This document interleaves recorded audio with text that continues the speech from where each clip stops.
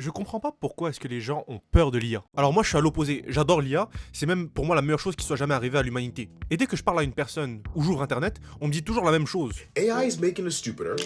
It is making computers slower. Qu'est-ce qui se passe dans la tête de quelqu'un qui développe une relation amoureuse avec une intelligence artificielle? Est-ce qu'il en vient à croire que c'est quelqu'un de réel? Voici la liste des métiers les plus menacés par l'IA en France. Les architectes et les ingénieurs sont les premiers concernés avec 26,9% d'emplois à risque. Wow! Chill! Le premier gros point que les gens apportent pour dire que l'IA c'est de la merde, c'est toujours le même. L'IA a été créée pour nous remplacer, voler notre travail, nous asservir, et à la fin, moi, ce que je réponds, généralement, c'est oui. Et dans le sens où c'est mon opinion, mais si ton travail peut être remplacé par l'IA, c'est que de base, c'était pas ton métier de rêve. Hein. C'est généralement des métiers répétitifs de merde et sans âme. Qui a déjà dit dans sa vie, à la question fameuse de ah, qu'est-ce que tu veux faire plus tard dans la vie, a déjà dit genre contrôleur d'impôts ou secrétaire? La plupart des métiers que les gens aiment sont des métiers où les gens créent. Pas forcément de l'art, hein, mais juste où tu crées. Tu peux être n'importe quoi, tu peux être coach de sport, maçon, architecte, prothésiste ongulaire si tu veux. T'as plus de chances de t'épanouir dans un métier où de 1, tu rends les gens heureux, de 2, tu crées quelque chose qui te procure à toi du bonheur, et de 3, s'il y a un peu d'argent, on crache pas dessus. Et si ces 3 règles sont respectées, normalement c'est un bon signe pour savoir si t'aimes ou pas ton métier. Tu sais quoi, on va prendre 2 exemples pour expliquer. On va prendre Stéphane, le boucher, et on va prendre Mireille, la RH, ok? D'un côté, on a Stéphane. Lui, il adore la viande, la chasse, l'élevage. Il a des clients qui le rendent heureux parce qu'il rend heureux ses clients avec ses produits, et il peut vivre de sa passion. Et de l'autre,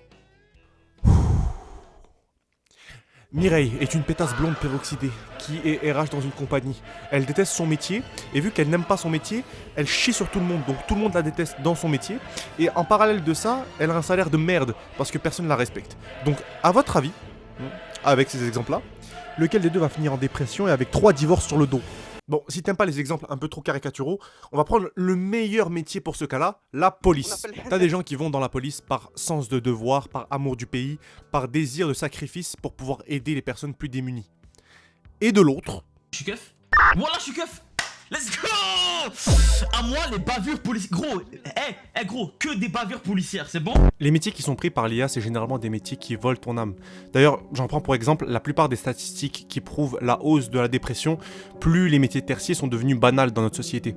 Et en fait, le problème, c'est que non seulement c'est des métiers qui sont mauvais pour nous, mais en plus, c'est des métiers où l'IA est déjà bien meilleure que nous, sur tous les aspects. On a tendance à essayer de voir le côté un peu employé, mais on voit pas le côté patron non plus.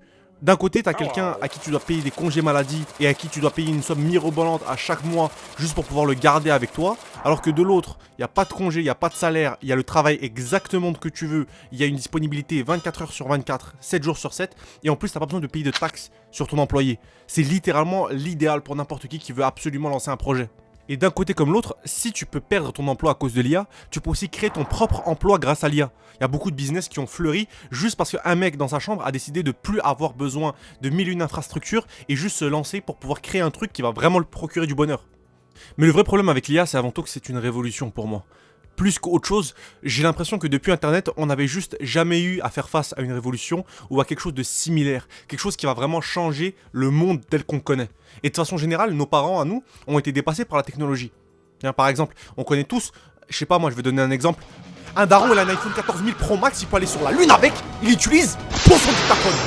De la même façon que par exemple quand j'étais petit, moi quand mon père me voyait jouer avec des câbles HDMI pour brancher la télé et le PC pour montrer des photos de famille, il me regardait mais il pensait que j'avais 300 QI, il pensait que j'étais un génie incompris. Au final j'ai fini au chômage mais bon, mais il pensait que j'étais un mec avec 4 milliards de quotient intellectuel.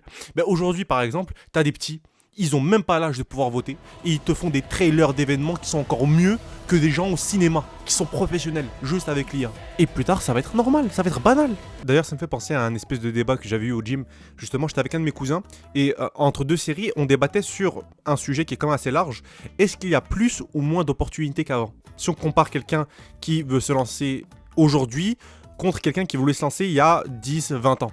Et après quelques longues minutes de discussion, on s'est juste rendu compte d'un truc, c'est qu'au final, il n'y a pas vraiment de différence en fait. Par exemple, aujourd'hui, on a une surabondance de projets qui permettent de rendre des gens riches, mais des projets cons, mais tellement cons, mais pour chaque business que tu veux lancer, t'as au moins 10 fois plus de concurrence qu'avant.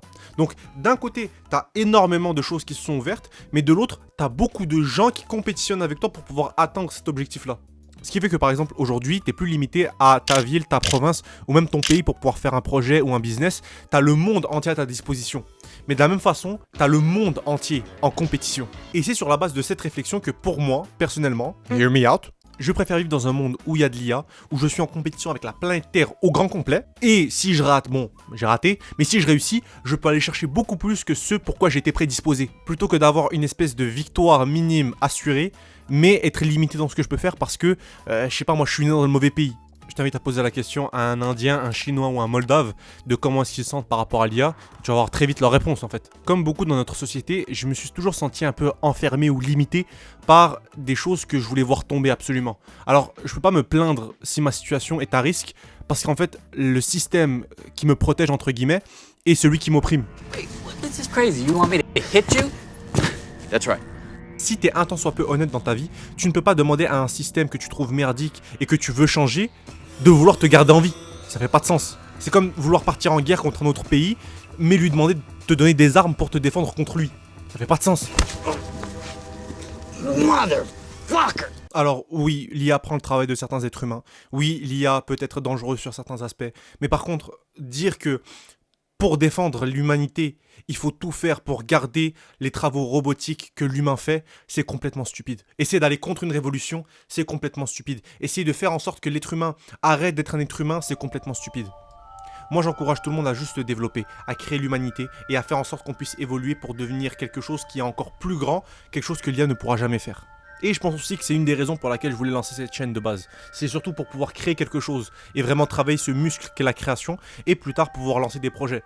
En fait, je vais juste vraiment vivre la vie d'Aloca à partir du moment où j'arrêterai d'envoyer des mails. Mais bon, ça c'est dans le futur. Je vais être très honnête, je m'attends à rien. Mais si ça réussit, je vais être extrêmement fier de moi et je vais être content de pouvoir dire que j'ai pu mettre quelque chose qui était différent sur Terre.